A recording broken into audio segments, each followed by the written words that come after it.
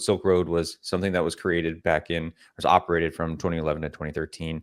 It served over 100,000 buyers and made about $13 million in Bitcoin through commissions. And it was basically meant as like a marketplace, right? It was notorious because a lot of it had to do with illicit activities, right? Drugs, stuff like that. Everyone talked about it. It eventually got shut down. And Ulbricht got convicted in 2015 because of all of those things and the illegal funds, like, selling drugs on the website, all those things. And he's now 40. So like, that's always curious to me, is like the age of these people. So he lost roughly 10 years of his life from 30 to 40, serving this sentence. Trump said back in May that on day one, he would actually pardon Ross once he got into office. And he didn't actually the first day. So everyone was starting to worry that like, oh, maybe he wasn't going to uphold what he said. But then obviously he did. So he ended up honoring his deal, freed Ross. It's been a big cry on social media for a while because he's kind of an icon in the Bitcoin community, freedom of speech, like all this. Like they were trying to say originally that like he's not doing anything wrong, he's just operating a platform, very similar to the Tornado Cash stuff. I think it later came out that there was actually some things that maybe were not savory, but I don't have exact details on that. I just remember hearing some wish-wash back and forth of like it wasn't just a clean cut, like, oh, he's operating a website and bad guys got him. It was maybe there was some muddiness there. You guys had the note in there that the free was down 50%. I think it's actually just a testament to how toxic, frankly, meme coins. Like I couldn't even find the token. I went and I searched, and I found like free, like several frees, like one free Trump because Trump in prison. I saw, or not in prison, but like he was being charged. So I saw free,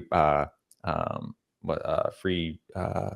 What's in the Middle East? The recent calls for Free Palestine. Yeah, free Palestine. So many. Yeah, like I'm not even sure. And I saw like 6 free Rosses. Like so, like the the barrier to entry to even seeing a ticker and going and finding the contract.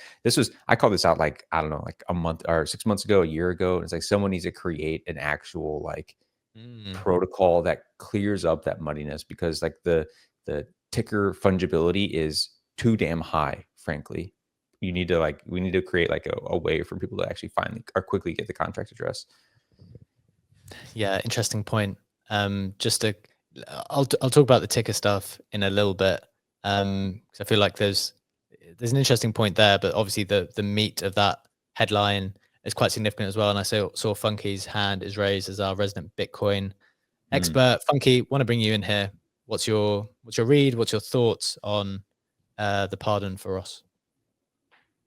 GM fam. Yeah. First thing I was going to say, I'm actually surprised he got a full pardon, because if you really paid attention to Trump's language early on when he was making this promise, he said he was going to commute his sentence, which is different because, and this is what Brett's kind of talking about, despite, and yes, is Ross a hero to the Bitcoin community? Absolutely. The first time I ever heard about Bitcoin was 2012. And the first thing I saw was Silk Road. I'm like, nope, not for me, not touching it. But there are some, things in his past that really do kind of call into question his involvement for things and so on and so forth, and I think that was what surprised me the most when I'm happy that he's free, right?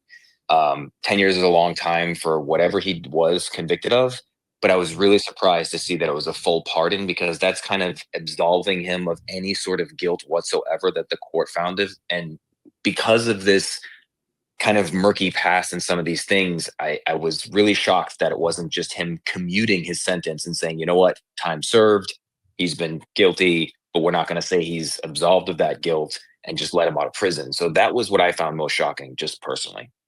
Yeah, I think it is because Trump managed to find a personal angle to this. Like he said, and I quoting Trump here, the scum that worked to convict him were some of the same lunatics involved in the modern day weaponization of government against me. So I think because he found that personal angle, he went for the full pardon. And just also adding on the token side, I'm happy to jump in on that, Brad. So there's 3 tokens. There's the one by the family, which lives on ETH, which is the one that he also had mentioned as the one being down 40%. There was a main one on Solana, which is now down 70%. And there's also one, there's a free Ross runes, which is down 40%. But the fun thing is now all those tokens had basically the claim free Ross as an action to be taken. And now there's a shit ton of tokens which are pumping, which are called Ross is free, which are basically updating you on the new state of his freedom, which also started to dump again. So it's quite ridiculous how the attention is basically playing the grammar game, going from free Ross to Ross is free. In the future, is there going to be like every tense is going to be like present active? Ross is in the process. Ross is being freed. Then it's like Ross was freed yesterday. Ross had been freed.